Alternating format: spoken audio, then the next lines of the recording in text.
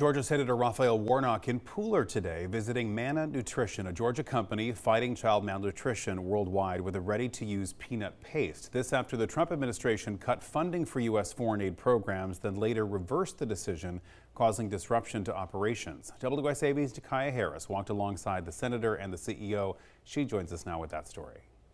That's right. Manna Nutrition uses that ready-to-use peanut paste to help children worldwide. Now, I told you earlier this year about the Trump administration cutting funding for U.S. foreign aid programs, then later reversing the decision, causing disruption to operations. Today, Senator Warnock toured the facility and talked about how the work here in Georgia supports both global aid and the local agriculture economy.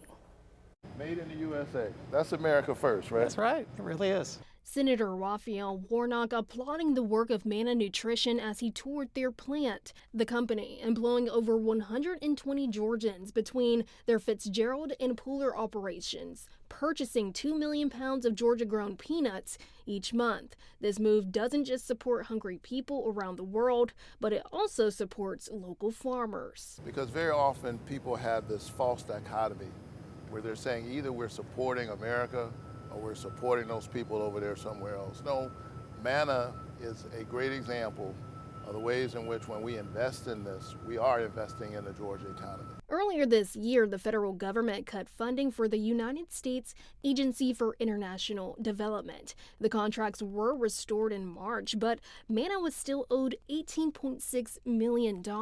I was happy to support their efforts in April by directly appealing to Secretary Rubio. They had not gotten paid for work they'd already done. Talked to him directly on the phone about that.